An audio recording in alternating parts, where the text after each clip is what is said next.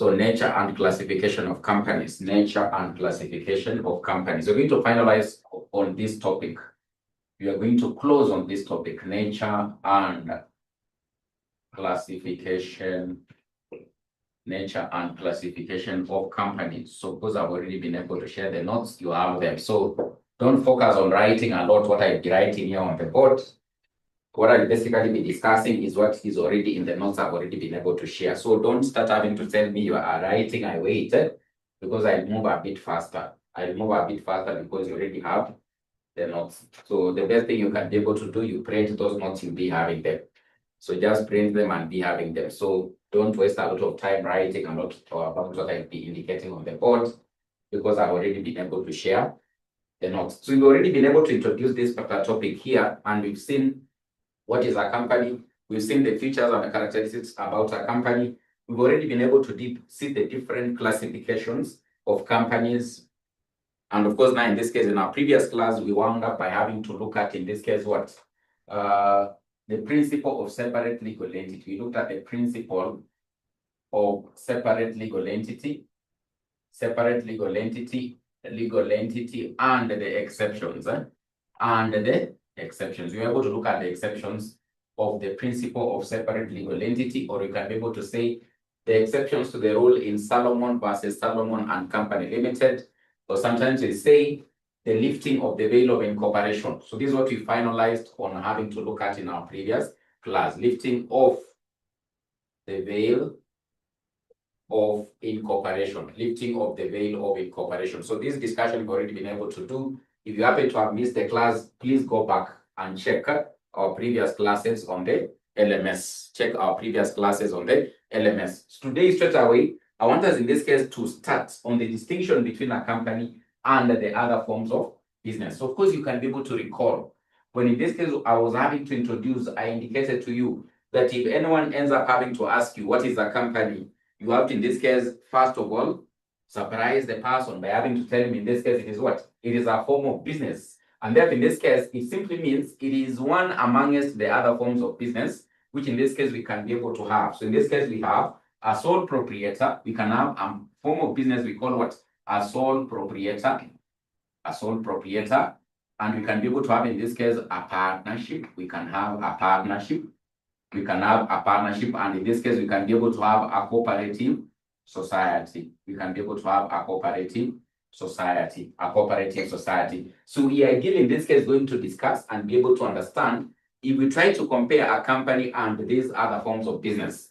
So what in this case maybe the differences that we can be able to have between a company and a sole proprietor, a company and a partnership, a company and a cooperative society.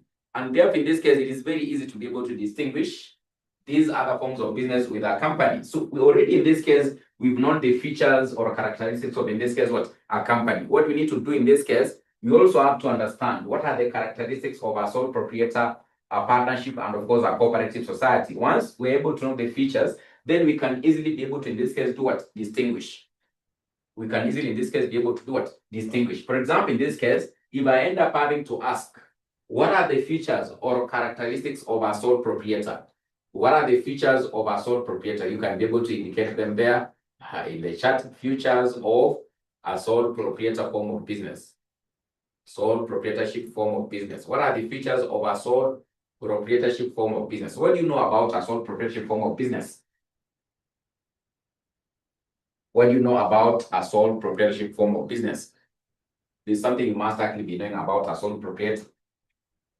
So I can see Zipporah says it is owned by a single person. So single person ownership. So single person ownership is the first one. Single person ownership is correct. Exactly correct. Single person ownership is correct.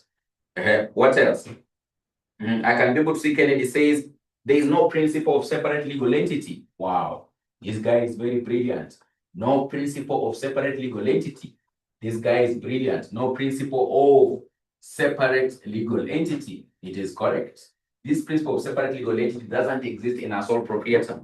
I can see Slim says the owner raises capital alone. So he's the one who raises capital alone. So the sources of capital, can we talk about sources of capital? Sources of capital in this case, sources of capital. actually sources of capital. In this case, we can be able to talk about maybe some savings. Maybe in this case, having to borrow from, maybe in this case, it can be friends, or maybe in this case, relatives, friends, or maybe relatives, to be able to get, in this case, what? The source of what? Capital. You people are giving a lot of points. You people are the most brilliant students I've met this year. I can be able to see, in this case, Kevin says it is managed by the sole owner. It is managed by the sole owner. The points are coming in quick and very fast. Managed by a sole owner. Managed by a sole owner. That is another feature we can be able to indicate there. It is easy to form and dissolve. That is from Ashley. Very brilliant. Very brilliant. Excellent. Easy to form. It is very easy to form. The procedures to be able to form this kind of a business, they don't actually involve a lot of procedures. It is easy to form and dissolve as a form of what?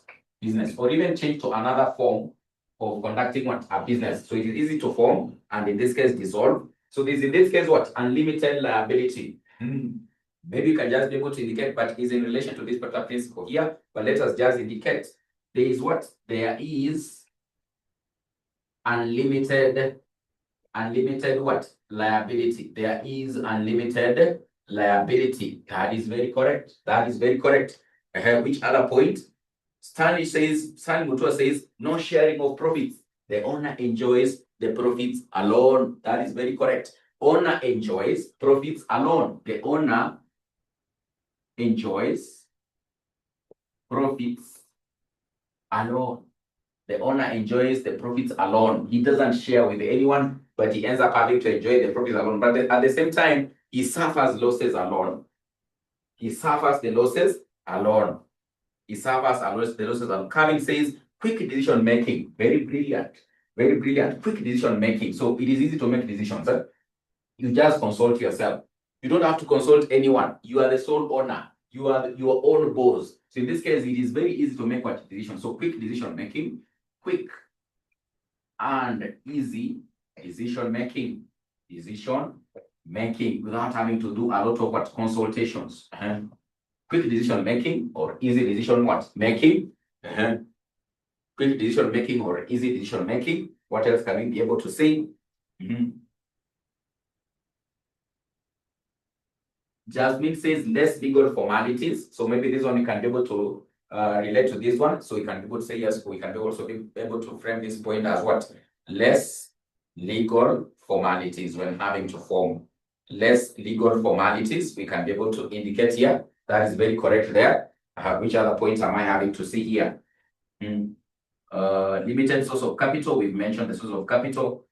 It can be managed by the family or the sole owner.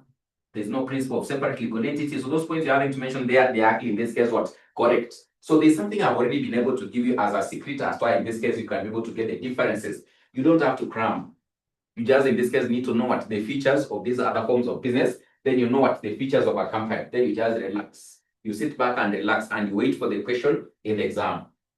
You just sit back and relax and wait for the question in the exam. For example, in this case, if you look at these features, there's a way you can be able to identify a difference. If in this case, you compare with what? A company. For example, in the first one here, if you look at this one, that in this case, you're having to say a sole proprietor is actually owned by a single person, is owned by, in this case, what? A sole person. But if you look at the other side of a company, we say it is actually a private company. The ownership or membership is how many persons? If it's a private company, we say the ownership or membership is how many persons? For a private company, the membership or ownership is how many persons? So I can see Kevin says 2.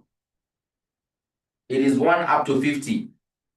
Mutua, you have to mention that range. That's what I want you to mention. If the ownership or membership of a private company is 1 up to 50. What about a public company? What about a public company? A public company? What about a public company? Abraham, what do you mean by when you say unlimited? So you need to make your points very clear. So it is 2, a minimum of 2, and there is no what? Maximum limits. So a minimum of 2, and there is no what? Maximum limit. So and therefore in this case, that can be a difference here. While a sole proprietor is actually owned by a single person, a company, if it is a private company, it will be 1 up to 50. If it is a public company, a minimum of 2 members or owners, and there's no, in this case, what? Maximum limit. There is no actually maximum limit. When you look at this one, there is no principle of separate legal entity. That in a sole proprietor, we view the business and the owner as having to be one and the same person. There's no distinction between the business itself and, of course, in this case, what? The owner. And therefore, this principle of separate legal entity doesn't exist. Doesn't in this case end up having to exist in this case in what? In a sole proprietor. And therefore, all those other features that actually emanate from this principle of separate legal entity do not exist in a sole proprietor. Do not actually end up having to exist in what? In a sole proprietor. For example, having to contract in its own name, having to own property in its own name. It doesn't in this case end up having to exist. So if in this case a property is actually acquired, it's like in this case is actually in the name of what? The sole owner. If in this case the business is actually under liability or is actually having to be sued, it's like in this case the sole owner has actually been sued in a court of law. So there is no principle of separate legal entity. But in this case, it does exist where? In a company. The sources of capital. So a sole proprietor has a limited source of capital. You cannot actually end up having to compare to a company, because for a company, the company can be able to sell what? Shares.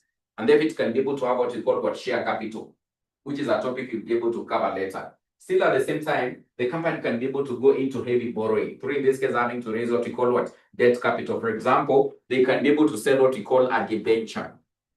It doesn't exist in a sole proprietor. For a sole proprietor, you'll actually be so much limited in terms of having to be able to raise what? Capital. You can just be able to utilize maybe your savings, or maybe you can be able to do some borrowings, in this case from friends, or maybe relatives. Then in this case, you can be able to get what? The source or the means of what? Capital. But for a company, the options might actually end up having to be wider, because you can easily be able to sell what? Your shares. Then in this case, it is managed by a sole owner. But now in this case, a company is managed by who? A company is managed by who? A company is managed by who? A company is managed by who? So the sole owner manages the sole proprietorship form of business here. But a company is managed by who? It is managed by directors. So in this case, in a company, the owners, the shareholders appoint a person we call a director, who ends up having, in this case, to do what? To manage the affairs of the company. But in this case, in a sole proprietor, the sole owner can be able to run the business by himself. Someone is having to ask what is actually a debenture. It is an instrument that can, in this case, be sold by the company to be able to borrow, to be able to borrow. So I know you have done a lot of financial accounting. You've done a lot of financial accounting. And of course, also your lecturer for financial reporting will be able to tell you that in this case, when you talk about a debenture, it is simply an instrument that in this case can actually end up having to be sold by the company to raise funds, to borrow. So it is an instrument sold. It basically forms an agreement of borrowing between the company and a third party. So the company is under obligation to pay a principal amount plus, in this case, what? Interest. So if you are a very good student of financial accounting or financial reporting, then you sometimes see this one in your books of accounts or financial statements having to be reported as what? As a liability.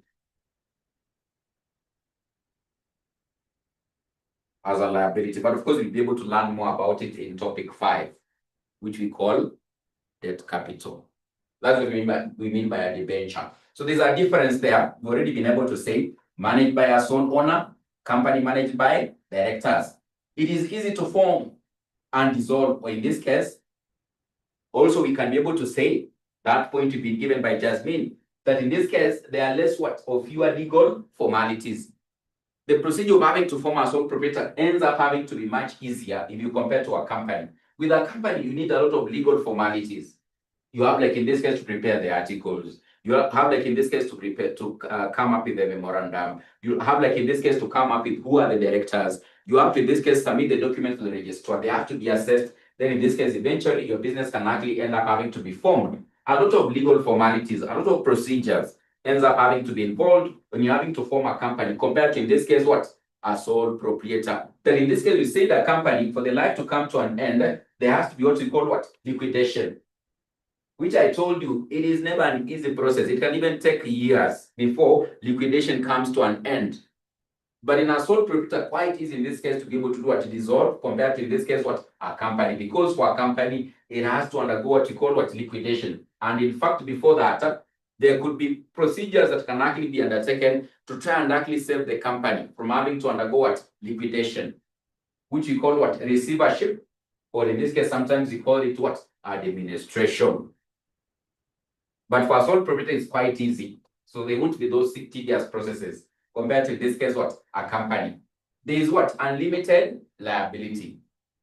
We said in this case, when you talk about, for example, unlimited liability in the case of a company, it is that if it happens, the assets of the company cannot actually fully be utilized, cannot actually be adequate enough, cannot actually in this case be adequate enough in this case to settle the liabilities, then the personal assets of the owners or the shareholders can be utilized. That's why in this case we say what, you know what it means to earn, there's no limit, unlimited. So the difference here is that in a company we can have, not all companies, because we can have unlimited companies, but in a company we can have a limited liability.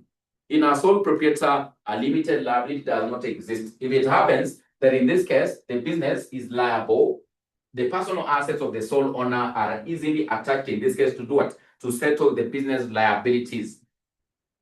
The unlimited liability does not exist at all in a sole proprietor, but it can exist in a company. For example, if the company is registered as a limited company. But in a sole proprietor, it does not exist at all. In this case, it means the sole owner can be liable for the liabilities of the business. The personal assets at home can actually end up having to be attacked to settle the liabilities of the business. So that is a difference. You can be able to get there. The owner enjoys profits alone. Wow. Wow. How sweet is this? The owner enjoys profits alone. But what happens in a company, the profits are shared in form of what? Dividends. That is a difference. The owner enjoys profits alone. But what happens in a company?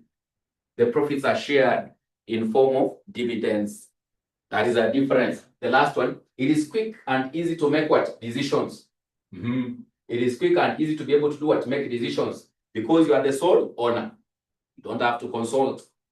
You don't have to consult anyone. But in this case, in a company, before you make a decision, members of the company at least have to convene at a general meeting to decide and actually be able to pass what? A resolution. Do you think it is quite easy for 100 people to make a decision? It is never easy. But compare this one, in this case, with what? A sole proprietor. A single person decides, today I'm going to sleep. I'm not having to go to open the business, and it can happen because he's the boss, he's the everything. No one can be able to ask him what? Questions. So it is actually very easy to make what? Decisions in what? A sole proprietor. Just connected to this one. It is very easy to keep secrets in a sole proprietor. Just imagine you are the sole owner. You're having to run what? A mitumba business. People think that in this case, that mitumba business of yours is having to thrive. That in this case, you are making a lot of money.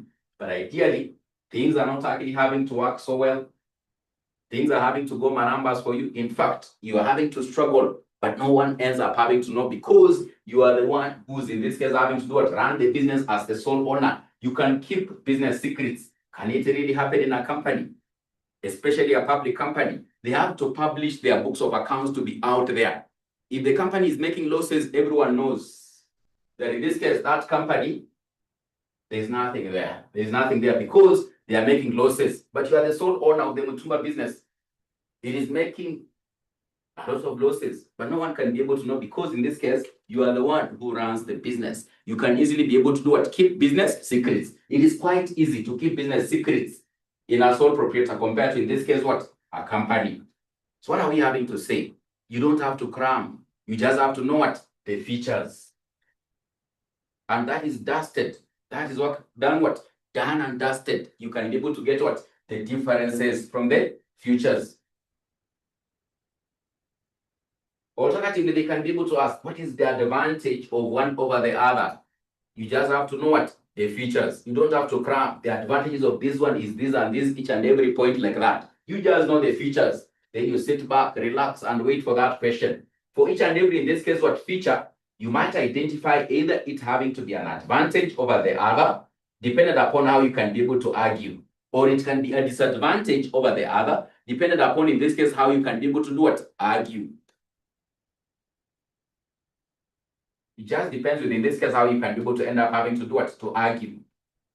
For example, you talk about, in this case, what? Quick and easy decision making. This is like an advantage over, in this case, what? A company, because you can make decisions very fast. And then in this case, the procedures or processes become very easier. In this case, you know what? In a sole proprietor compared to what? To a company. The owner is having to enjoy what? Profits a lot. It's like, in this case, this one is like an advantage to the owner of the business over what, in this case, a company. Because now in this case, in a company, you have to share what? Profits.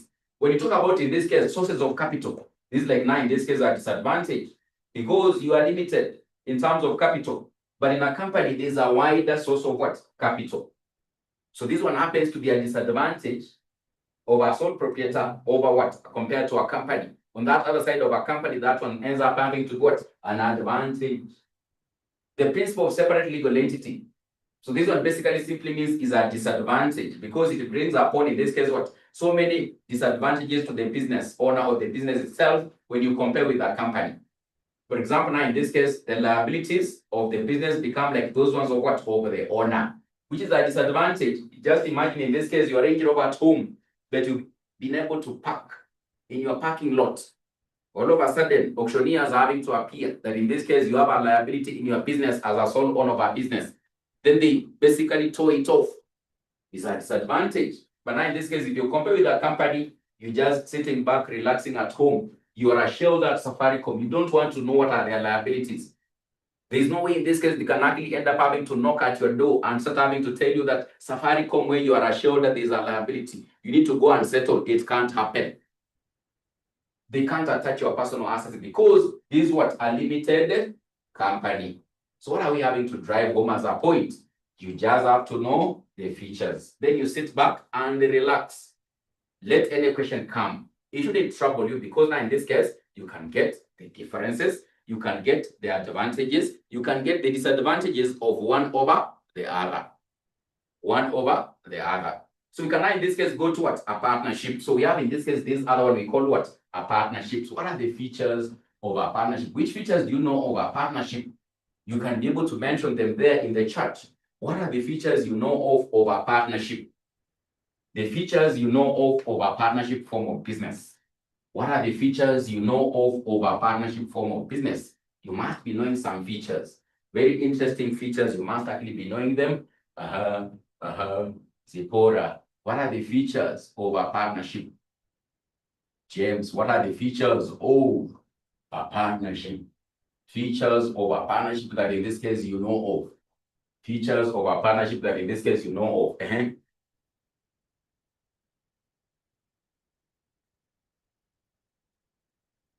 So there's, I can be able to say there's voluntary or open membership.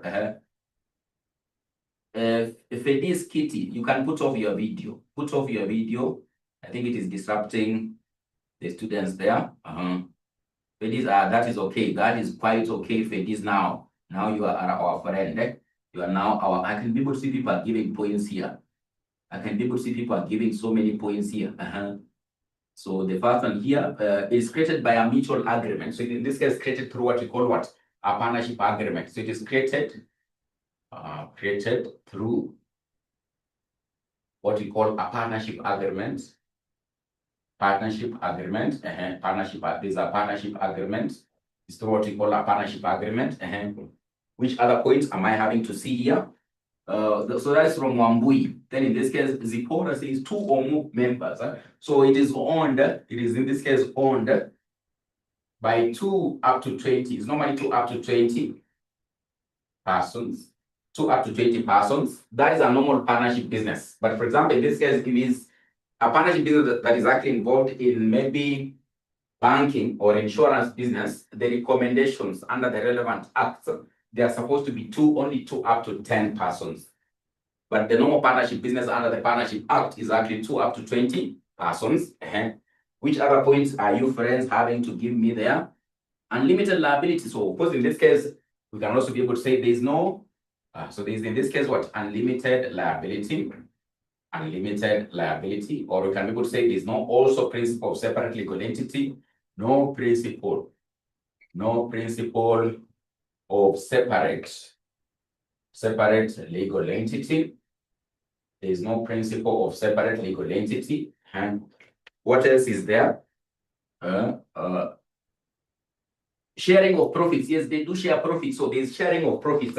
Sharing of profits. Profits are shared. Profits are shared amongst. Profits are shared amongst the partners. So that is in this case our feature that you have there. Profits are shared amongst what? The partners. So the partners contribute what? The capital. So the capital is contributed by the partners. Capital is contributed by the partners.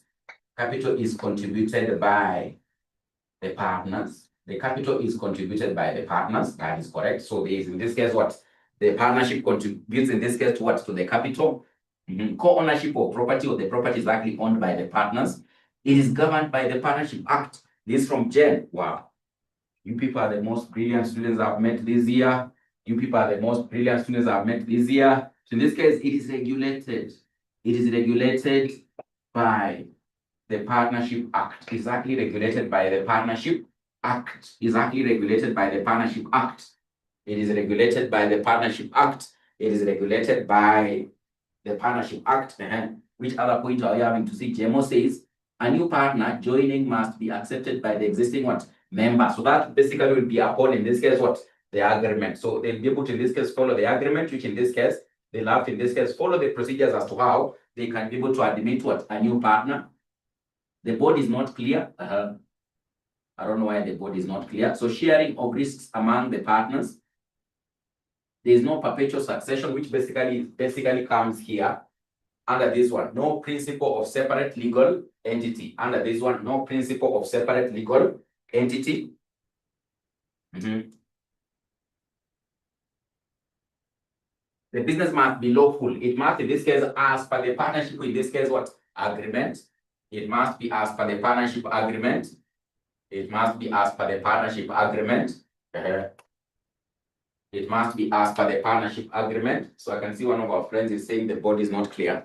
Let me try to assist you, kid, a bit so that it can be a bit better. But it is not far away from clear. It is not far away from having to be clear. It is not far away from having to be clear. So there it should be very clear. There it should be very clear. There it should be very clear. So there it should be very clear. There it should be very clear. You know, you might be thinking the board is not clear, but you know also my handwriting, it is one of the best. My handwriting is one of the best. It is one of the best. It is one of the best. That's why I told you, don't focus on having to write a lot. So you focus on the notes you have. My handwriting is one of the best. It is, you might be thinking the board is not clear. Here it is my handwriting. The registration is not compulsory. And you see, I saying registration is not compulsory. Registration is not compulsory. So which point haven't we mentioned here? Which point haven't we mentioned here? Is it created through the partnership agreement? It is owned by 2 up to 20 persons. So the partnership is actually managed. The partnership is managed by, can be managed. The partnership can be managed. The partnership can be managed by the partners. The partnership can be managed by the partners. So they actually participate in the management of the partnership. So, for example, in this case, if we have doctors who have actually been able to create a clinic, so we have one of the doctors who are specialized in dentistry. So he'll basically be handling the dentistry area. We have another one in this case who has actually specialized in pediatrics. He'll actually, in this case, focus on having to, in this case, deal with what? The children matters, children like that. So they can actually be able to, in this case, by themselves, manage, in this case, what? The partnership business. They can actually, in this case, by themselves, end up having to manage the partnership business. So like that. So if you look at all these features, then we can easily be able to also be able to identify, in this case, what the differences. For example, if you talk about, in this case, it is created through a partnership agreement. So this partnership agreement will be able to guide us to how the partnership will likely end up having to be managed. So in the case, for example, in this case, they have to understand how they're having to run the business. then they can be able to look at the partnership agreement, which becomes like in this case, their rules and of course in this case regulations, guiding as to how the partnership can actually end up having to be governed or to be managed. If you look at the other side of the company, there is a document we call in this case the Articles of Association, and also we have in this case what we call a Memorandum of Association. So this ends up having to be the regulatory documents that should be able to guide as to how the affairs of the company will likely be managed. So while on the other side of the company, we have what we call an Articles of Association, which we are going to learn more about in our next topic. And also in this case, we have the Memorandum, which we are also going to learn more about in our next topic. So when you talk about the articles, it's like the constitution of the company. These are documents that sets out the internal rules and regulations to govern the affairs of the company. When you talk about the memorandum, it's simply that document that will be able to explain the company more to the outside world. In the memorandum, you'll be able to get, in this case, for example, the name clause, which will be more about the name of the company. You'll be able to get about the registered office clause, which will likely basically be more about the registered office of the company. You can be able to get, in this case, the capital clause, which will be more about, in this case, the capital with which the company was registered with at the registrar's office. With these particular two documents, then you can be able to understand as to how, in this case, the company is having to be managed. So these articles happens to be like, in this case, the constitution of the company. It just contains, in simple terms, the internal rules and regulations governing the affairs of the company. It just contains the internal rules and regulations governing the internal affairs of the company. That's the Articles of Association. While in this case, in a partnership, we'll be able to have what we call a partnership agreement.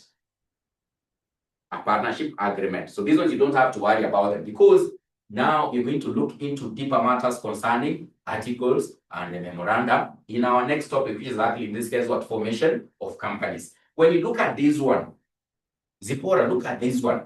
Are you seeing a difference? It is quite obviously it is there. Owned by 2 up to 20 persons. What about a company? If it's a private, 1 up to 50. If it's a public company, a minimum of 2, and there's no set maximum limit. If you look at the third one, unlimited liability, which is more so in this case connected to this one. So in this case, in a partnership, there's not really in this case, maybe in this case what we call limitation in terms of liability. But of course, nowadays we have partnerships that in this case have also features of a company. We call them LLPs. Limited liability partnership. So nowadays, most professional firms, especially audit firms, register in this form. So these are partnerships that has, in this case, some elements of a company and some elements of, in this case, a partnership. But a normal partnership business doesn't have, in this case, limitation in terms of liability. But for this one, it has. It is known as an LLP, limited liability partnership. So professional firms nowadays, they tend to register more in this form. So which in this case is simply a partnership that has elements of a partnership and some elements of a company. For example, in this case, in terms of limitation of liability, this one does have, in this case, a limited liability. But a normal partnership business, which is not an LLP, in this case, will likely not have, in this case, a limited liability. It simply means that in this case, the owners or the partners. In any case, in this case, the partnership business is actually liable. The personal assets of these partners at home can actually easily be attached, in this case, to settle the liabilities of the partnership business. Then in this case, there's no principle of separate legal entity, but in this case, in a company, we do have it. For example, in this case, when you talk about assets having to be acquired in a partnership, they likely ideally be registered in the names of all the partners. But now in this case, when you talk about, in this case, a company, it likely be registered in the name of the company. So we don't actually, in this case, view a partnership having to be distinct and separate from the partners themselves. They're like, in this case, one and the same person. It doesn't, in this case, occur in a company. A company, as per the rule in Solomon versus Solomon and Company Limited, a company is a distinct, separate person under the law from, in this case, the owners or the shareholders. It will be able to exist on its own. And as a result of this, we say predominantly so many features end up having to arise. Perpetual succession. So in this case, for example, in a partnership, if in the agreement you haven't agreed, then in case of exit or death of a partner, it means in this case, death and exit of a partner can lead to the end of the life of the partnership. But in this case, you say in a company, there's what we call perpetual succession. The life of the company doesn't depend upon, in this case, the life of the owners or the shareholders. the company will still actually be recognized under the law unless, in this case, it is liquidated. It is done what? Liquidated. Is when we can be able to say, indeed, now the life of the company has come to an end. So therefore, in this case, in a partnership, there is no principle what? Separate legal entity, like in this case, not in a company. Then profits are shared amongst what? The partners. But of course, now in this case, also in a company, we do say profits are shared amongst what? The shareholders in form of what? Dividends. But of course, there's a difference you can still be able to get here. What is the difference? Those who have done a lot of, in this case, public finance and taxation, you'll likely be told that in this case, in a company, we have something we call what? Corporate tax. Corporate tax. This corporate tax is normally 30% on the profits of the company. So in a company, we do tax the company directly because it's a legal person on its own. In a partnership, we don't tax the partnership. The profits have to be shared amongst the partners. Then the partners will be taxed individually. They'll be taxed individually. The profits have to be shared amongst the partners. Then the partners will be taxed individually. So those who have done PFT, they understand what I'm having to say. So with my little knowledge of tax, I also know. With my little knowledge of tax, I also know that in this case, in a company, they'll tax the profits of the company. It is normally at 30% of the profits of the company. We call it corporate tax. While in this case, in a partnership, you don't tax the profits of the partnership directly. You'll have to, in this case, do what we call what? Distribution amongst the partners. You'll have to distribute amongst what? The partners. Then once you've been able to distribute it, then in this case, you can actually be able to now tax them individually. So you get a difference there.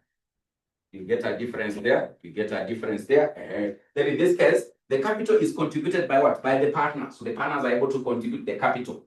So it's normally in this case, this one does maybe 60,000, this other one 70,000, this other one 80,000. Then eventually in this case, they put together, they're able to form what? The business. So for them, they do not actually end up having to sell what? Shares. So for them, they contribute capital by themselves as what? As parties. While in this case, in a company, there's a wide range of source of capital you can be able to get from. In this case, you can be able to sell shares, or you can sell that instrument. We're having to call what? Debentures. And therefore, you're able to raise what we call what? Debt capital. So the partnership in this case is regulated by the Partnership Act, while in this case, companies are regulated by the Companies Act, while in this case, companies are regulated by the Companies Act. Do you see that difference? The law having to regulate these kind of businesses are quite distinct. In this case, for a partnership, we rely upon the Partnership Act to understand how you can be able to manage or govern or be able to run a partnership business. While in this case, for a company, we rely upon the Companies Act. The Companies Act. For partnerships, in this case, they can be able to manage the partnership business by themselves as the partners. While in this case, in a company, they do end up having to appoint, in this case, what? Directors. They do end up having to appoint, in this case, what? Directors. So that is part of the difference that you can be able to have with regard to, in this case, what? Partnerships, and of course, in this case, what? Companies. So you have now, in this case, known the trade. Sometimes they can ask the advantages of this one and the other one. I've told you, you have to know the feature and look at the feature critically. Can it be an advantage over the other one? Or sometimes, based on your argument, so sometimes you used to do what we call what? Debate. You used to have a debate in school, and you had very nice topics. That in this case, mom is better than dad. Mom is better than, in this case, what? Dad. So there are those who are having to defend mom is better. And there are those who are having to defend dad is what? Better. So why is mom better? Mom is better because when he comes for visitings, he's able to come with what? Shopping. But dad, when he comes for visiting day, he comes with a newspaper. So mom at least brings some food, so we can be able to sit in the field and we're able to eat and just enjoy. But when dad comes, you just know, he's having to come with a newspaper in his hand like that. Then the other side, they also defend dad. They say when dad comes, the pocket is heavy. So at least pocket money, there, you get something nice. But when mom comes, it is just shopping. Then pocket money, 200. Then you are left to survive up to the end of the semester. I don't know whether you people experienced that. So when dad comes, the pocket is Maybe so pocket money, you know, but of course now in this case you won't sit in the field, so having to just enjoy. But now when so so the opposite happens. So you wish mom comes or dad comes. Who can you wish in this case comes?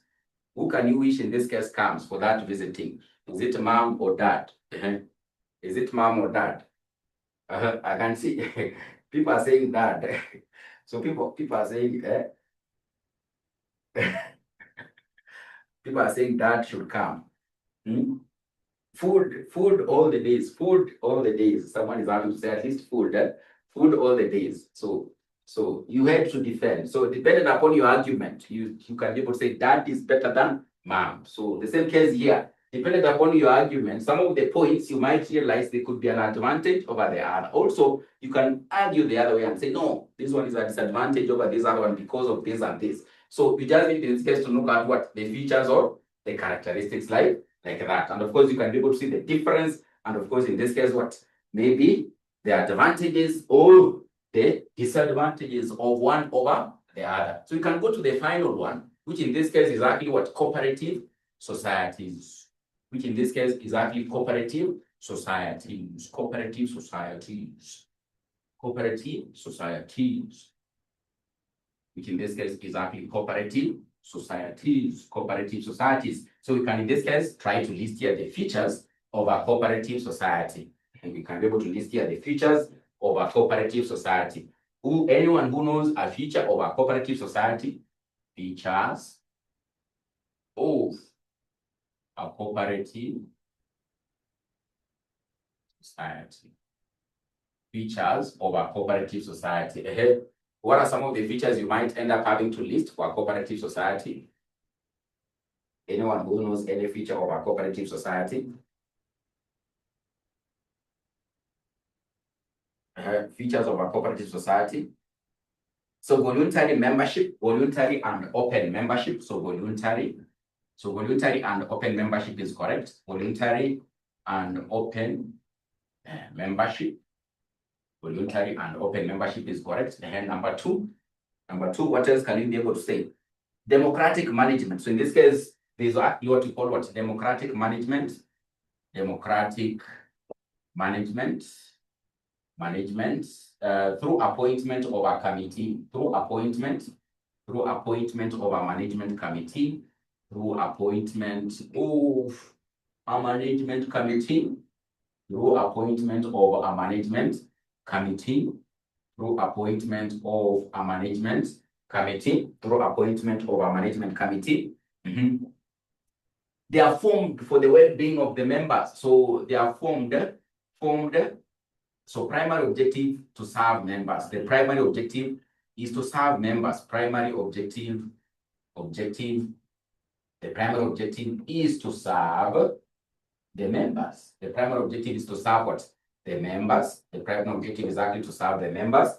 And you people are bringing in points very quick and very fast. This is the principle. This one now, in this case, you have it is a corporate entity. So there's the principle of separate legal entity does exist. Principle of separate legal entity does exist. The principle of separate legal entity does exist because it's a corporate entity. What else? There is equal contribution of resources. This one's from GK. I don't know what GK means, Government of Kenya. So at least you must be able to put your name in full or your first name. Now I'm having to call you GK. So which is meaning, I don't know, it is meaning Government of Kenya. Tuko na serikali in the class. Tuko na serikali in the class. Tuko na serikali in the class. So in this case, you're having to say what? You're having to say that the source of capital is actually in this case what? Homogeneous. Source of capital we can be able to say is membership. So source of capital is membership fee. Is membership fee. Is membership fee. Is actually membership fee. And sometimes we can be able to get donor funding and government grants. Donor funding and government grants. Donor funding and government grants. So what else are we having to? Equal voting rights. So we have equal voting rights is correct. One member, one vote. So equal voting rights is correct. Equal voting rights is correct. One member, one vote. Equal voting rights.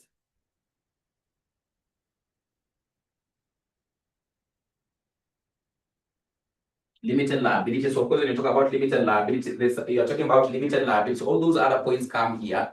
So limited liability is as a result of the principle of separate legal entity. So Ashley and my friend can sue or be sued in their own name, sue or be sued in own name is because this principle does exist. So those are points that still emanate from here. This particular principle, it can sue or be sued in its own name. So those are the points that exist here. So there's perpetual succession because now in this case, it doesn't exist as a result of the members, or in this case, what? Those who are having to govern it. So it exists on its own. It exists on its own. It exists in this case on its own. On its own. Let me try to autonomy and independence. It actually in this case operates independently. So which other point have a two put? So maybe you can be able to get the first of all start having to get the difference from these ones. From these ones, you can start of all start having to get it. So this one you haven't been able to mention. It is regulated by the Cooperative Societies Act. Regulated by the Cooperative Societies Act. I think it is an act of 2008 or something. Cooperative Societies Act. Regulated by the Cooperative Societies Act. Regulated by the Cooperative Societies Act. Regulated by the Cooperative Societies Act. So examples I'm going to give you. You don't have to worry. I'm just going to give you. So let me first of all in this case try to explain what is a cooperative society. So cooperative societies are simply basically bodies or cooperative bodies that in this case are actually formed for the purpose of having to serve the members. They are majorly formed for the purpose of having to serve what? The members. So majorly in this case, they are actually formed by persons of the same trade, or maybe in this case, what? Profession. That is majorly what happens. Not all of them, but majorly, they'll actually end up having to be formed by persons of the same trade. People who actually basically participate, maybe in the same economic activity, or maybe the same trade, or maybe profession. An example could be that in this case, tea farmers at 𝐁𝐥𝐸𝐤, they see the need of, in this case, what? Coming together in form of what? Numbers. And then in this case, they know once they come together and they actually registered as a cooperative society, they can actually be recognized. And now in this case, they can get support from the government. Through that membership fee they are having to contribute, they can be able to pull resources together and they can be able to overall benefit as tea farmers, in such that in this case, they can get farm inputs very easily through the cooperative societies. And therefore, in this case, it makes them having to even participate more and actually even be able to benefit more from this economic activity they're having to do it, undertake. So eventually, they might actually end up having to upgrade and go to the extent of, in this case, even having, in this case, to fund the members through, in this case, what? Maybe loans. So that in this case, they can be able to facilitate their business activities and, of course, improve their livelihood. Those are what we call what? Cooperative societies. Cooperative societies. So they are majorly formed by people what? Of the same trade or profession. Majorly, their primary objective, listen, Zipporah. Their primary objective is to serve the members. They want, in this case, to improve the members themselves. First of all, that is like their major objective. Like when you talk about tea farmers or maybe dairy farmers, they want, in this case, that the members are able to benefit through this what? Economic activity of having to undertake what? Dairy farming. So they know once they come together, all the dairy farmers, they can be able to form what? A cooperative society. They'll come up in this case with, for example, measures that can be able to improve this what? Dairy farming. In what sense? Easily they can be able to, in this case, set up a milk processing plant. And therefore, in this case, the members can easily be able to supply the milk there. It is processed, it is actually sold, and they pay back the members. Assume you are a single farmer. Can you be able to set up this milk processing plant? It might not be very easy. But in this case, assume you come together, you form numbers. You can easily, in this case, be able to do what? Fully participate in your economic activity, your trade, because now in this case, you know, if in this case, I want, for example, to know somewhere I can be able to take my tea. We have a cooperative that has already been able to do what? Set up, in this case, what? The milk processing plant, or they have identified a market where we can be able to sell, maybe in this case, what? This milk. Then in this case, once they get the money, they're able to pay us. Or maybe in this case, the government basically in this case approaches the cooperative society because it is formally registered. They're able to give them donor funding. And they say that in this case, for example, fertilizer is going to be subsidized. In this case, you're going to end up having to get at a very cheaper price. Then you can be able to do what? Distribute amongst what? The farmers through what? The cooperative society. That's what you mean by in this case what a cooperative society. That's what they actually do. That's what in this case they actually end up having to do. And of course, majorly their membership is normally drawn from a very specific area. If it's coffee farmers in Muranga, they come from there, Muranga. If it's tea farmers in Kericho, they come from there, in Kericho. If it's dairy farmers in Limuru, they come from there, in Limuru. So they'll set it up there. They'll set it up there. So the government in this case usually actually encourages the cooperative movement because it is believed through this cooperative movement now in this case, people are able to improve what their livelihoods. They can be able to improve what their livelihoods. Like that. As a result of, in this case, it's having to focus on what? The members. Having to focus on the members. Then, once in this case, they have already been able to establish themselves, they even get involved in activities that not only will end up having to benefit the members themselves, but now in this case, they could come up with, for example, social amenities where they are located. For example, they can set up a hospital to serve the members. They can basically, in this case, set up any other social amenities that is actually very relevant to the members themselves, but ideally it will be able to serve the entire community. It will be able to serve the entire community. And that is basically what in this case they'll likely be involved in. Membership is just open, so you can easily be able to join through having to pay what you call a membership fee. And that's, of course, one of the ways as why in this case they're able to raise what? Their capital. They're able to raise their capital. So that's what we call what? A cooperative society. So therefore, in this case, if you look at these features we've just been able to mention here, you will easily be able to identify some differences. But in this case, you compare with what? A company. For example, here, I've been able to say that in this case, you've been able to say, in fact, you're the ones who gave me these points. So voluntary and open what? Membership. It's just voluntary. And in this case, what? Open membership. So on this point, I've been able to mention that the membership for a cooperative society, majorly, it is normally drawn from a very specific area, in a particular area. It could be a county. It could be maybe in this case, a sub-county somewhere. It is actually very, very specific area. But in this case, when you compare with a company, the membership of a company is usually drawn from a very wide area. For example, if they are shareholders at Safaricom, you'll end up having to realize they are just all over the country. Not in this case limited to a very specific area. They're just in this case drawn from what? All over. So like that. So you can be able to get a difference there. Then there's what we call what? Democratic management, through what in this case appointment of a management committee. What happens here? The members of that cooperative society, they choose amongst themselves who will be their chairman, who will be in this case the secretary, who will be the treasurer. They in this case appoint a committee among themselves, which will likely end up having to do what? Manage the affairs of that cooperative society. But now in this case, in a company, we do end up having to appoint in this case what? Directors. We appoint directors who are not in this case necessarily actually in this case what?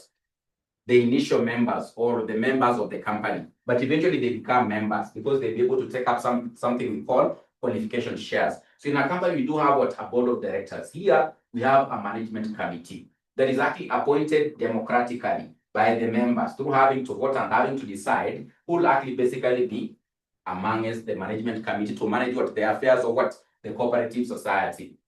Here also you can be able to get another difference.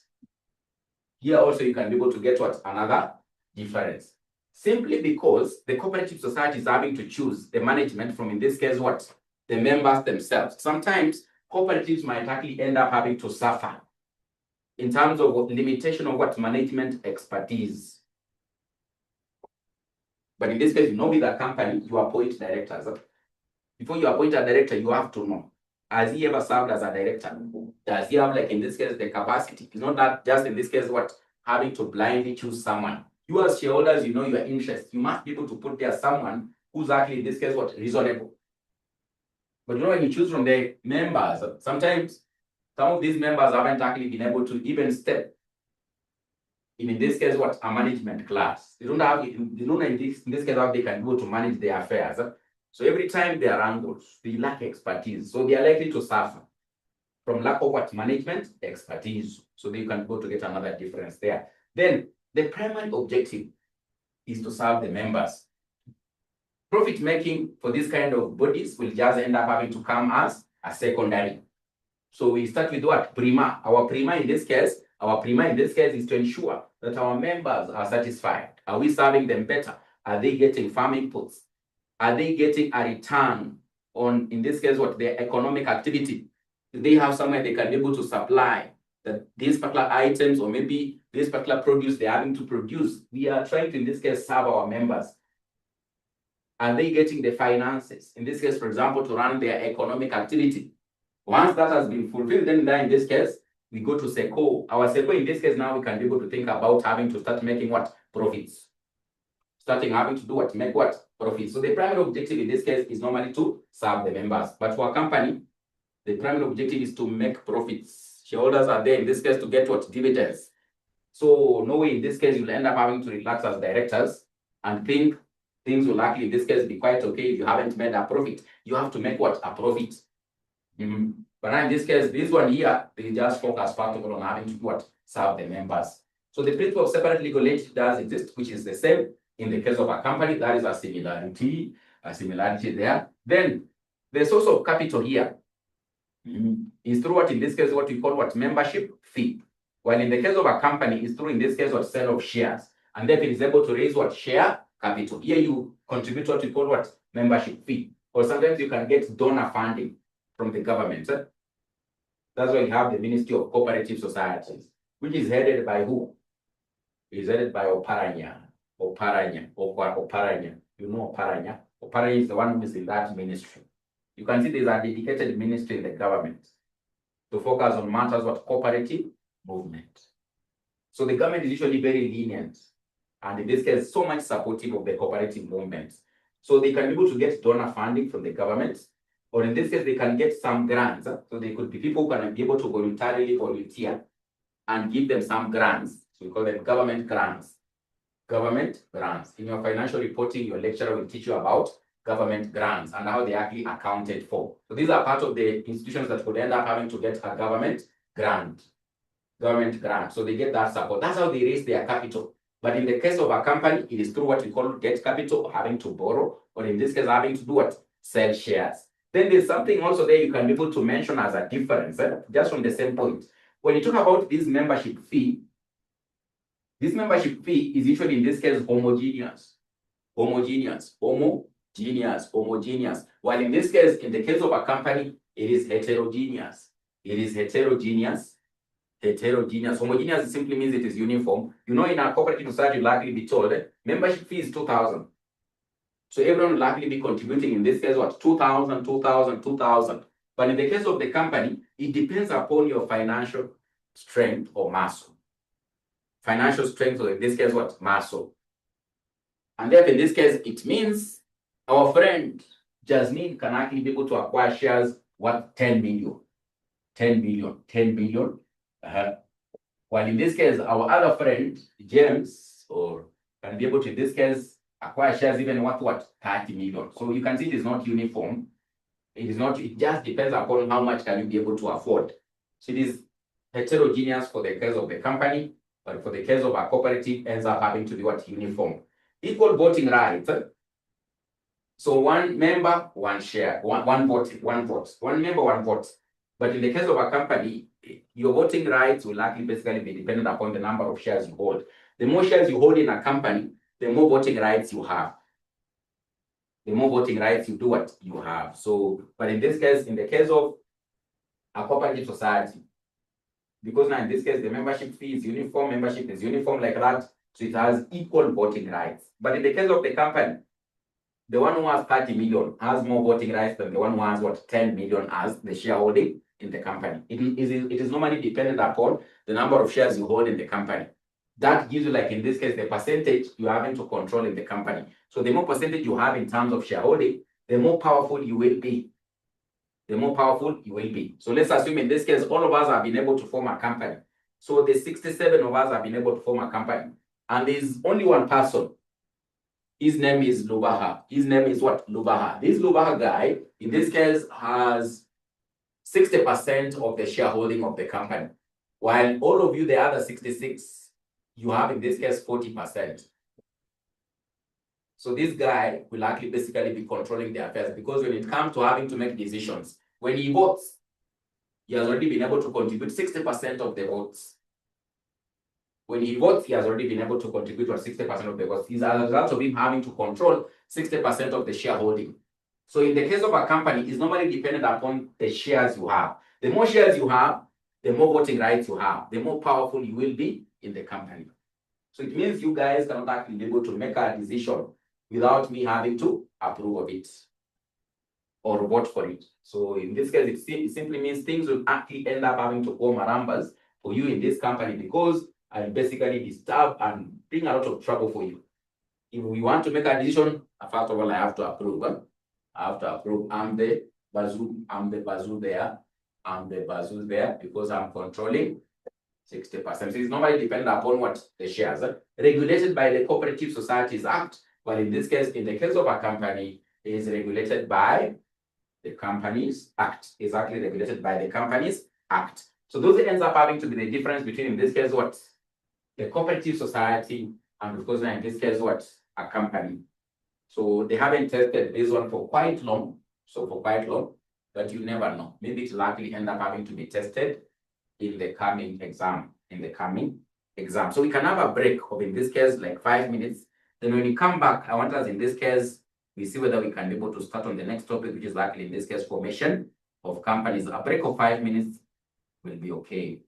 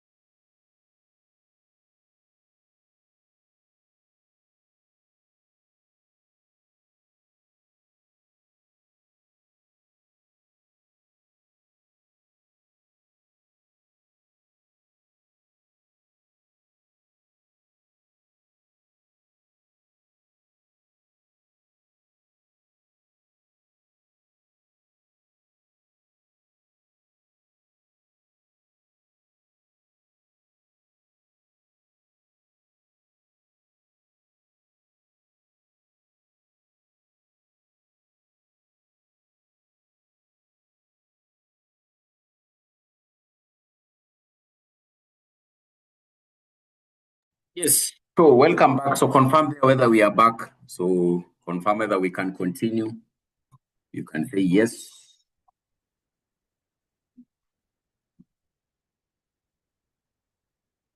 Yes, I can see you people are saying yes. I can see Calvin, James, Brian, Franklin, Irene. So DK, Alice, you are saying yes. So we can start on topic number 2. So let me not look at questions for now. Let me first of all start topic number 2.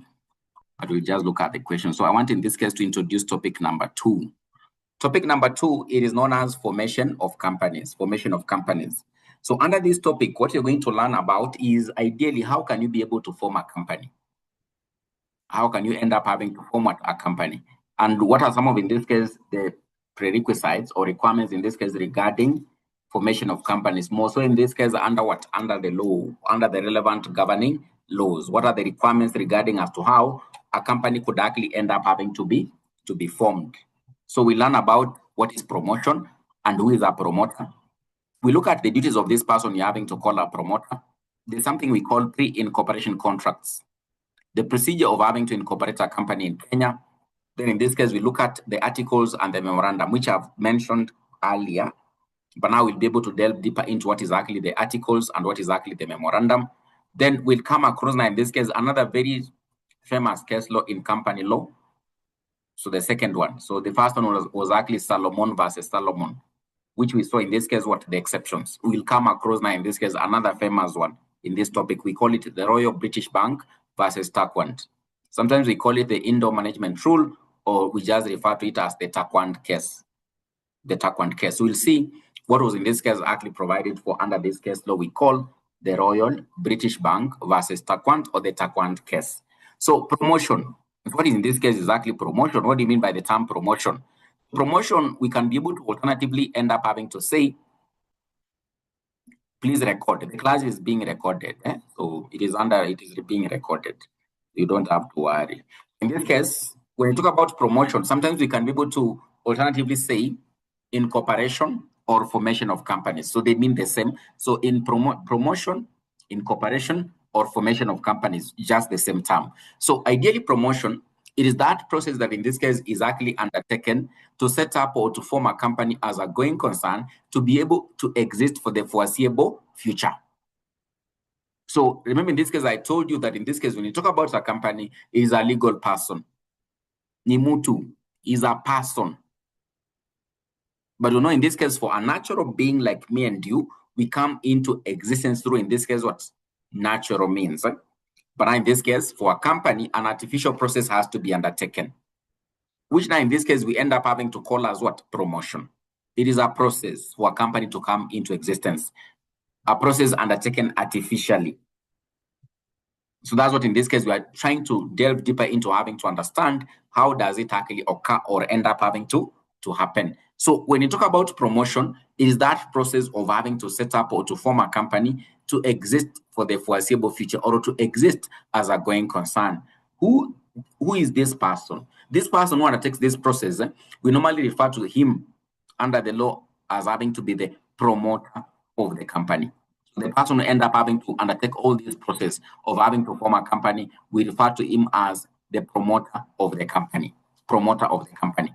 This promoter will undertake a number of duties or procedures to ensure that the company has actually been able to be formed. So number one, be able to suggest or decide upon what will be the name of the company. Each and every company does have a name. So in this case, the person will likely end up having to, in this case, ensure he has actually been able to propose or suggest what will likely be the name of the company is, in this case, what? The promoter. He'll, in this case, decide upon what is the main purpose, what are the objectives as to why the company is having to be formed. What is the essence or reason of having to form the company? And of course, later on, we are going to see that these objectives are normally, in this case, set out in what we call what? Memorandum of Association. So he'll decide upon what are the objectives or main purpose as to why the company has actually been formed. The capital with which the company will be registered with at the registrar's office. We call it the authorized capital. He also decides upon that capital. The extent of what? The liability. Are we going to form, in this case, a limited or unlimited company? The location of the registered office. What will be the exact registered office of the company? Remember, we said for a company, it should be able to have what we call a residence. This residence is normally determined by having to, in this case, indicate on the formation of the company where exactly is the registered, where is the office of the company. So these are part of, in this case, the propositions he has to be able to come up with, in this case, is having to, in this case, form a company as a promoter. So that happens to be one of what his duties. He'll be able to draw up the internal rules and, of course, in this case, what regulations. Ideally, this is what I was having to, in this case, explain to you as what? As the articles. He'll come up with the articles of association. He'll come up with the constitution of the company. The articles of association is like the constitution of the company. It ideally, in this case, sets out the rules governing the internal affairs of the company. The same way we've been able to see in a partnership, we have like a partnership agreement. The same case, in this case, in a company, there'll be a document having to guide, for example, in this case, how the internal affairs of the company can be governed. We refer to it as what? The articles of association. There'll be, in this case, having to come up with what you call what? The memorandum of association, which in this case now explains more about the company to the outside world. Anyone having to look at this document, he'll try to, in this case, get like a deeper understanding about the company. For example, from this document, he can't be able to know what are the objectives as to why the company was actually formed. He'll be able to know, with regard to the share capital of the company with which the company was registered with, how much is it? He'll be able to know, indeed, is the liability of the members in this company limited or not? So there are a number of, in this case, what clauses or paragraphs that in this case can actually be provided for in the memorandum, just to be able to explain more about the company to the outside world. What are we having to say? The articles is like the constitution of the company. It sets out the internal rules and regulations governing the affairs of the company. What about the memorandum? It explains more about the company to the outside world. Any third party outside the company having to look at this document, he can try to, in this case, like in a summary, be able to understand what the company is all about. In the memorandum, we have like the name clause. We have, in this case, association clause. We have, in this case, the capital clause. We have the registered office clause. From these particulars you're having to mention about clauses, then if you read them, you can be able to easily be able to understand more about the company if you're a third party outside the company. So the promoter will be able to ensure these documents are actually in place when the company is having to be formed. He will nominate, or in this case, propose, when the company is having to be formed, who will be the first directors of the company? Who will be the first auditors of the company? Like the first bankers of the company? Who will be the first company secretary of the company? These are, like, in this case, the key officers who are, in this case, needed in the company. He'll propose when he's having to do what? Form the company. Of course, later on, we'll be able to, in this case, learn and be able to understand. For example, when you talk about an auditor, formally, how is he actually end up having to be appointed as what? As a company auditor. When you talk about a director, formally, how does he actually end up having to be appointed as a director? But on formation, the person who plays this key role of having to propose, these officers will be able to commence when the company is having to be formed. In this case, is actually what? The promoter of the company. He'll prepare, in this case, what we call our prospectus. In any case, he's having to form what? A public company. Remember, we said there are a number of companies or types of companies that can actually end up having to be formed. We can have a limited company, we can have unlimited, we can have public, we can have private. Assume in this case, he's having to form, in this case, what? A public company. Remember, we said for a public company, it can invite the members of the public to buy into its shares. So if it's a public company, it means that in this case, he'll prepare something we call a prospectus. What is a prospectus? It is simply a notice, advertisement, having to invite members of the public to buy into the shares of the company. We call it a prospectus. If it happens, he's having to form a public company. That's what he's having to register. He'll have this mandate to initially come up with the very first prospectus that can be able to invite members of the public to buy into the shares of the formed company. That is, in this case, a duty he'll be able to play. If in this case, he's having to form what? A public company. He'll enter into contracts so far as necessary to enable the formation of the company. These contracts, we call them pre-incorporation. We know what you mean by pre, just before the company is incorporated. Remember, we'll be able to conclude that in this case, the company has come into existence, has actually been born when the register of companies, after all this process by the promoter, he has been able to issue a certificate of incorporation. So the promoter is having to undertake all these procedures ensure the Register of Companies is able to give him a certificate of incorporation. Once that certificate is issued, now we say the company has been born as a person under the law. But anything having to happen before that, even during these hulabalus and all these processes of having to form a company, proposing the name and all those, the company is yet to be formed.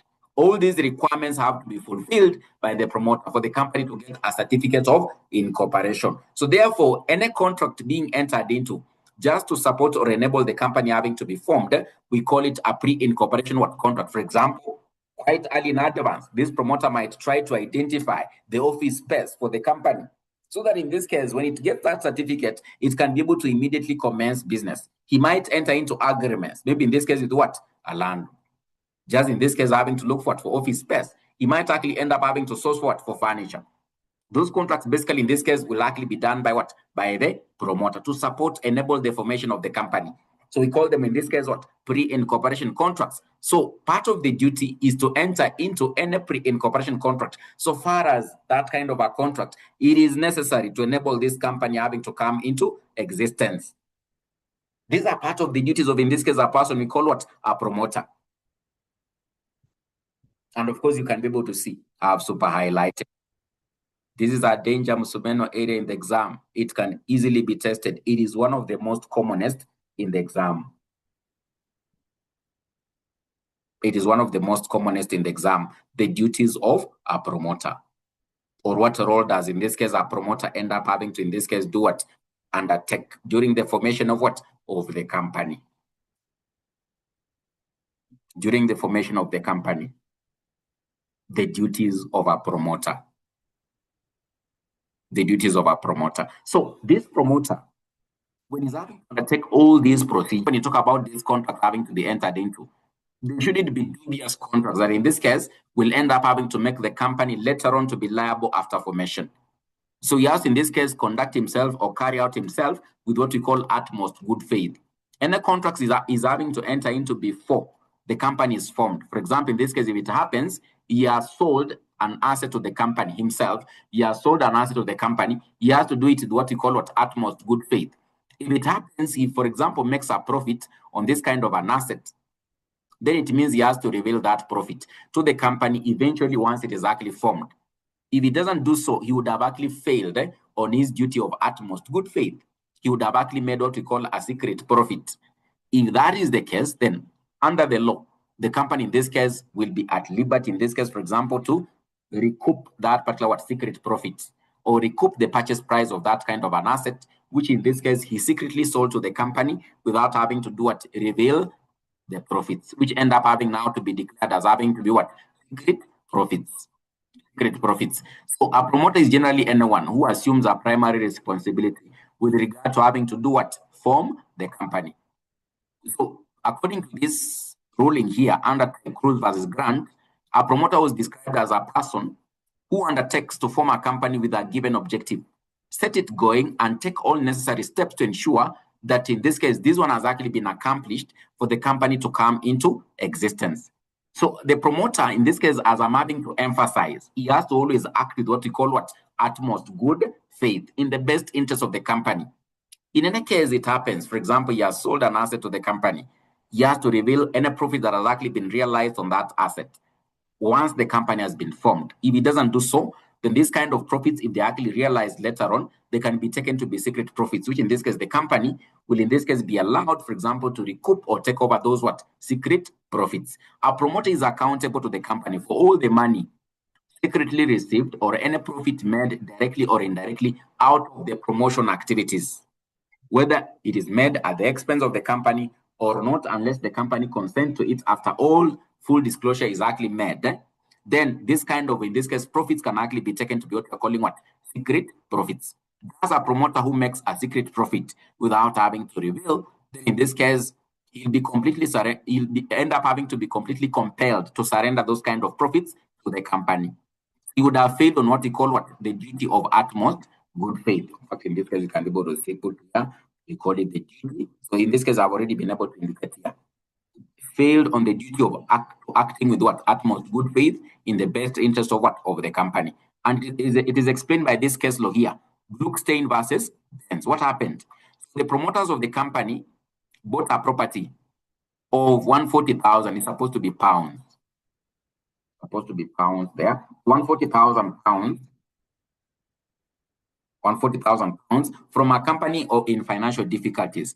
They made a profit of 40,000 pounds. A profit of 40,000 pounds on the purchase price. They then sold it to the company at an additional profit of, in this case, what, 20,000 pounds. They made a profit when they were selling this asset to the company. They disclosed their profit of 40,000 pounds, the initial profit of the 40,000 pounds, but in this case, they ended up not having to disclose the profit of, in this case, 20,000 pounds. And therefore, this one was actually taken to be a secret profit. They never disclosed this 20,000 pounds. So when the company went into liquidation, a few years later, the court held that the promoters were liable to hand over the 20,000 pounds, which was in this case a secret profit. The 20,000 pounds, which in this case was actually a secret profit. Which was actually in this case a secret profit. So they actually failed to act with utmost good faith, or they failed on their duty of acting with the utmost good faith, because they made a profit on the sale of the asset to the company during promotion, but they never revealed it. So overall, in this case, this actually safeguards the company to ensure that in this case, at all times, the promoters should be able to act with what we call utmost good faith, or in the best interest of the company, with contracts having to be entered into for the benefit of the company. So that in this case, way later on, the company shouldn't actually end up having to be liable. In this case, contracts which in this case are not for the best interest of the company. If it happens that in this case, the promoter has actually, for example, made a secret profit, then these are part of the remedies that in this case the company can be able to have. Number one, what they can be able to do is to recover those secret profits that were actually made by the promoter on the formation of the company. So they can recover the secret profit. For example, these 20,000 can be recovered. Alternatively, if in this case, the asset is still actually in existence of the company, they can recover the initial purchase price. This one, so the initial purchase price, which I think it is exactly 140,000 pounds. So they can recover it. So they can give back the asset back to the promoter. They tell him, bring the 140,000 pounds. Or if in this case it happens, the asset has already been sold to a third party, they can recover those secret profits. Or in this case, alternatively, they can also be able to recover any damages or loss that were suffered by the company during that contract where the promoter sold the asset to the company. So there are three remedies. So where the promoter has made a profit through the sale of a private property to the company may rescind or avoid the contract and recover the purchase price. Majorly in this case is, for example, if the asset is still in existence within the company, but maybe this asset has already been sold to a third party. So where the rights under the property have been acquired by a third party, that asset that was actually sold by the promoter to the company doesn't still actually hold it. They have sold to another person. So it is not within their means. They cannot return to recover the purchase price. In that case, they just only recover the secret profit. They just recover only the secret profit. Then the third remedy here, if it happens that in this case, the company suffered any damages or losses during this particular process where the promoter was having to sell the asset to the company, then the company is actually in this case at liberty to sue for the recovery of, in this case, damages or losses from the promoter. So where the fraud is proved, damages may be recovered from the promoter, and if he is a director, he may be liable for having been able to misapply the funds of the company. So that in this case, for example, if the promoter ends up having to breach the duty of utmost good faith, or having to act in the best interest of the company. Those are the remedies that in this case would end up having to arise. Then you have in this case remuneration of a promoter. So when you talk about to remunerate, in this case, it's to compensate the promoter for the work he has actually been able to do. So ideally, under the law, there's not actually in this case any requirement that the promoter must be paid for the services he provides with regard to having to form the company, because you can be able to see he plays a key role. Undertaking all these duties to ensure the company comes into existence. So there's no, like in this case, legally, how the promoter can be able to can actually be in this case, be remunerated or be compensated. But ideally, companies can actually be able to now remunerate the promoter in a number of ways. Voluntarily, the company can be able to remunerate a promoter in a number of ways. So number one way, in this case, he can actually be remunerated or compensated for the work he has been able to do. They can actually be able to allow him, of course, to be able to sell a property or an asset to the company. But there's a rider to this, which you've already been able to indicate. He must be able to disclose any profit made on the sale of such kind of assets. Failure to which they will be taken to be secret profits, and therefore it means he would have actually failed on his duty of utmost good faith or having to act for the best interest of the company. So he can be allowed to sell assets and, of course, get something. He can, in this case, be given a commission on shares sold. This is where we're having to talk about it is a public company, and therefore he prepares a prospectus to facilitate the sale of the shares on the formation of the company.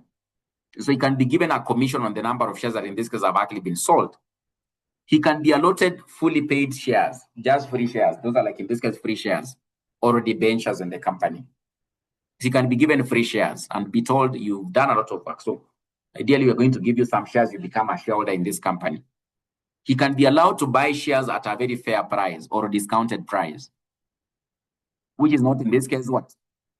The market price of the shares. So he can be allowed in this case to get some more or extra shares in the company at a very discounted or very fair price compared to what others are having to purchase the shares for. He can be appointed amongst the very, very first directors of the company and serve there as what? As a director. He can enter into a contract with another company, or in this case, he can actually enter into contracts to enable the formation of the company. So he can enter into the contract with the company after formation, so that in this case, he can agree he be compensated or be remunerated for the work he's been able to do as what? As a promoter. So he can now, in this case, after the company has been formed, formally he tells them, I've done a lot of work, guys. So ideally, I must be able to get something. So they'll now, in this case, enter into a contract formally and, of course, say, for the work you did, we're going to pay you 200,000. So be able to get that money.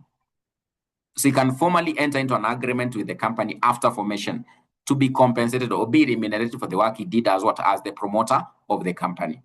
So those are, in this case, just some of the ways in this case as to how the promoter of the company can be remunerated or be compensated for the work he has actually been able to do as a promoter of the company, So that also is actually very common in the exam. They like that one. They like this one. So remuneration or compensation of, in this case, what? The promoter. So we can, in this case, look at one or two questions. Just one or two questions. Then we see. We close up with this class. We can be able to look at one or two questions. We see whether we can be able to close up with this class.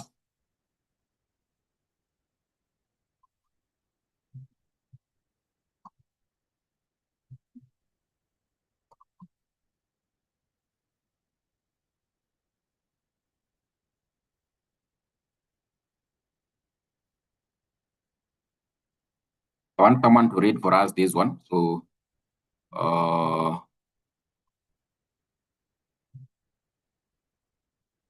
what are the qualifications of a promoter? There are no qualifications. Can these contracts be enforced against the company? But they can be. So we look at it in our next class. So we call them rules governing pre-incorporation contracts.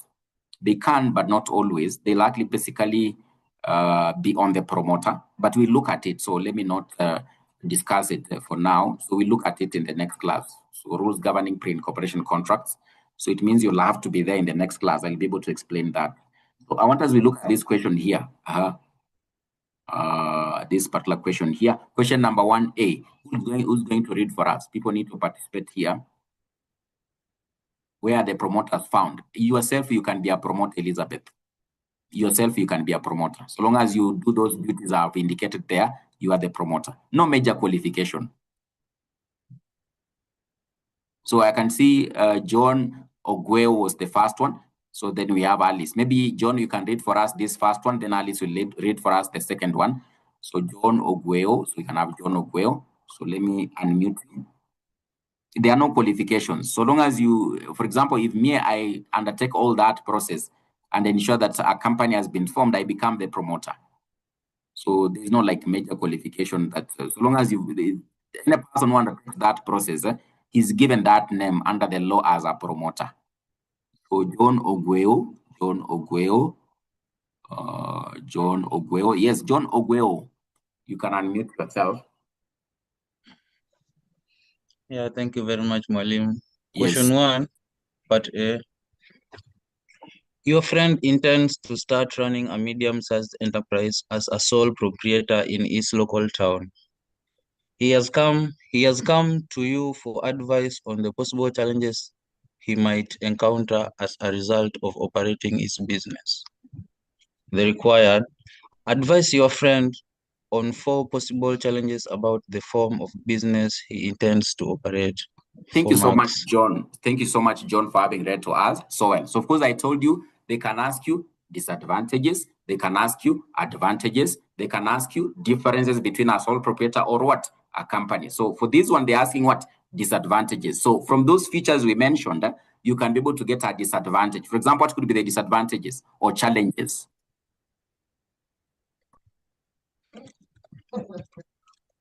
He or she will end up having to bear all what? The losses for the business. So he won't end up having to, in this case, for example, share. He'll be the one having to suffer all the losses. Limited resources. So this point of ours, limited resources in terms of capital. That is a challenge he'll have. He won't have like a wide base of capital. He'll just, in this case, maybe depend upon a lot on maybe savings, or maybe in this case, a few borrowings here and there. Unlimited liability is part of the challenge. In any case, the business has a liability, he'll end up having to bear it even himself, and personal assets can be attached. Very brilliant there. That is a point you can be able to mention. Lack of expertise in having to manage the business. So he might end up having to lack expertise unless he ends up having to, for example, in this case, learn more about business management, bookkeeping. He has to improve on his skills. So he might suffer from, in this case, what? Lack of skills to be able to manage what? The business. That is a point you can be able to, in this case, bring up. Kevin Kabisa, that is very brilliant. No perpetual growth, or maybe in this case, what? Succession. So it means, if in any case, in this case, the owner is not there, the business is likely to come to an end. So he has to always to be there. He has to always, in this case, to be there. So,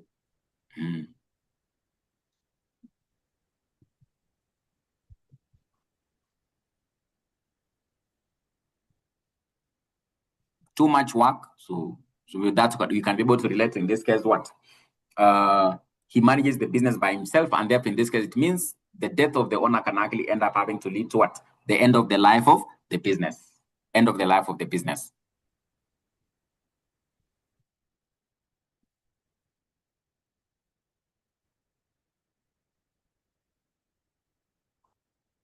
Yeah, so those are some of the points. So this one was easy. It was not that difficult. It was easy for them. So these people enjoyed. Those who started for April 2025, they enjoyed. So let me see whether we have another question here. Was it Alice? Alice can be able to read for us. Let me see.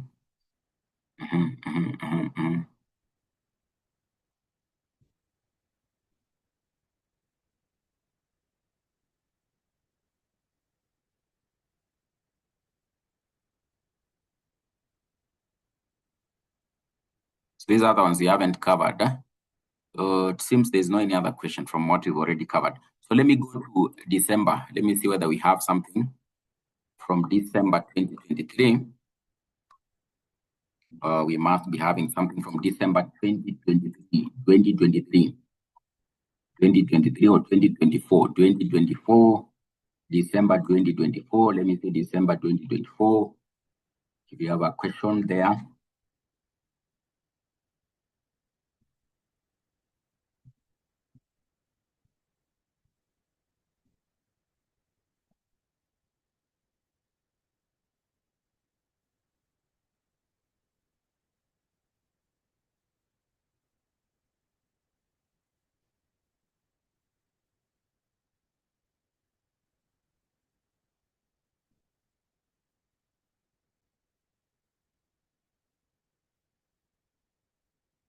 So let's look at this one.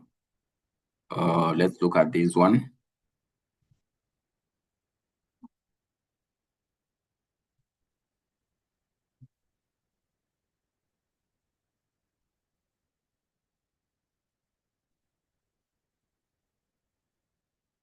There's this one here, question number 1B. So our friend, there was one of our friend who wanted to read. Was it Alice or who was it?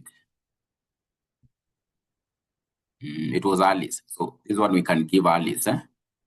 Alice, you can read for us this one. Yes, Alice. Question number 1B. Yeah, thank you. Explain two differences between a holding company and a subsidiary company. Yes, a holding company and a subsidiary company. So of course, this one we learned about it under the types or classifications of companies.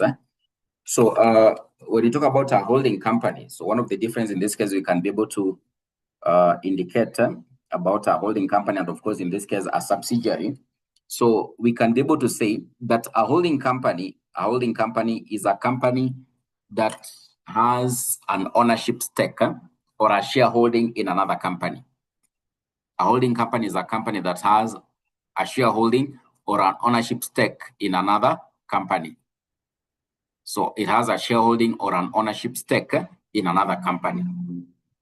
While on the other hand, a subsidiary is a company which its shares have actually been owned by another company in the majority.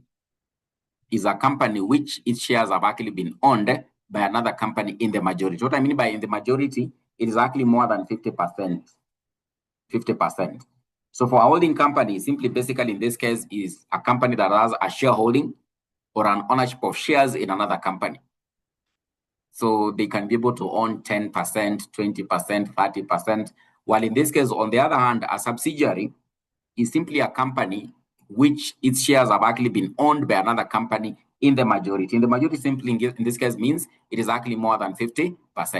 So of course you learn more about this one in financial reporting. Oh, there's a very nice topic there that will be taught by your financial reporting teacher under what we call group accounts or what we call consolidated financial statements.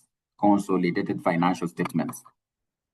So that's what we'll be able to learn there. That's what we'll actually end up having to learn there. That is the difference you can actually be able to mention as difference number 1. Then number two difference, a holding company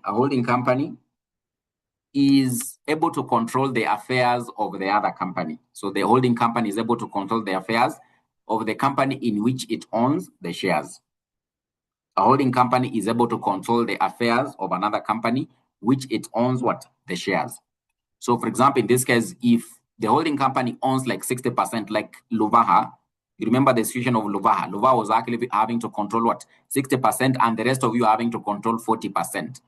So the holding company's voting rights will likely end up having to be more, and therefore in this case, it is able to control the affairs of that other company. So the holding company can be able to control the affairs or will fully be able to participate in decision-making of the affairs of the company in which it has an ownership stake.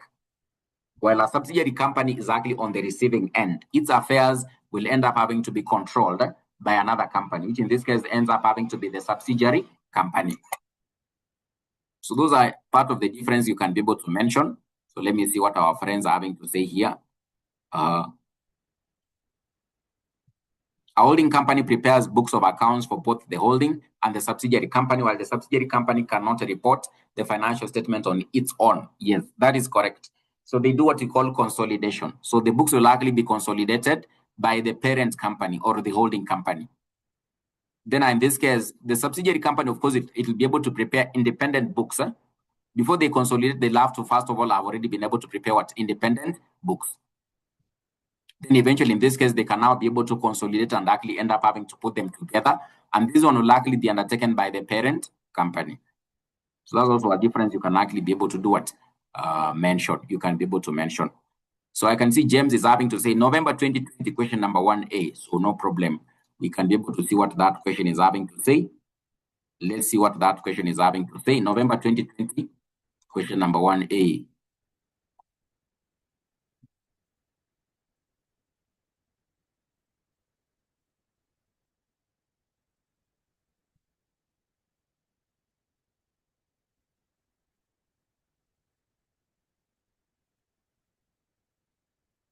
November 2020, question number 1A. So still this one, Alice, you can be able to read for us. Alice, are you there?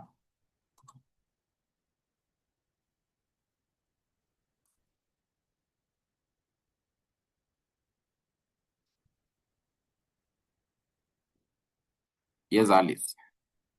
You can read for us.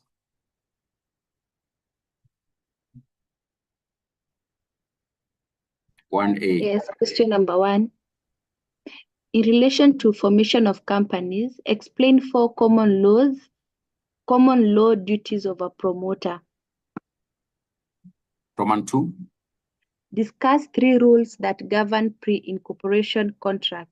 Yes, thank you so much. So the common law duties, basically in this case, the duties we've already been able to look at in our notes there, they are borrowed from the common law. Like in this case, proposal of the name of the company, proposal of the registered office of the company, proposal of the objectives of the company, coming up with the memorandum and the articles. So when you mention those ones, you'll be able to get your marks. Huh?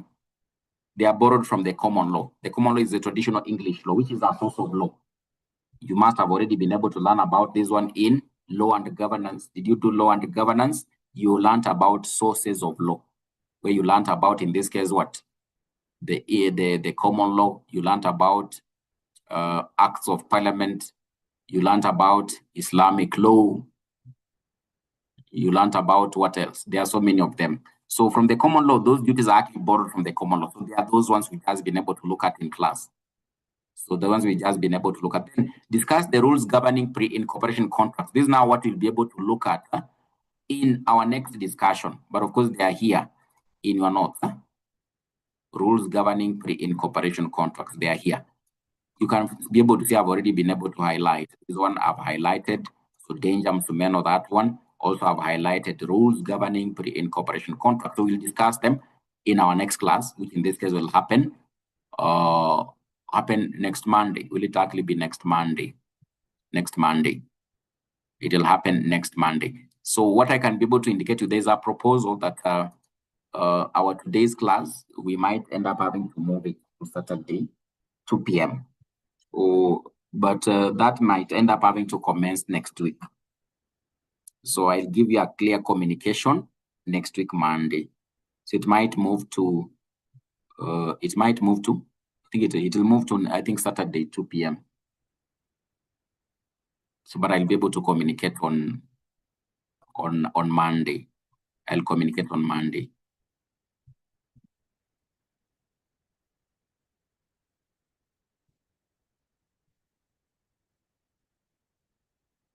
Yes, if it moves, it might move permanently.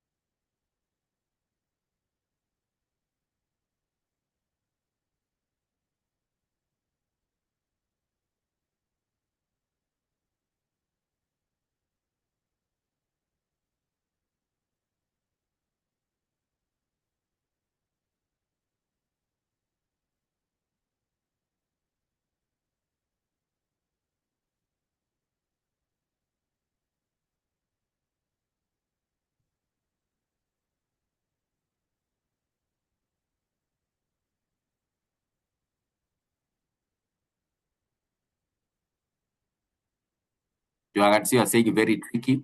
So I'll communicate next week, Monday. So I'll communicate next week, Monday. I'll communicate next week, Monday. So I've seen your feedback here. So I'll communicate next week, Monday. So otherwise, see you next week on Monday. So have a good night. Have a good night. Have a good night. See you on Monday.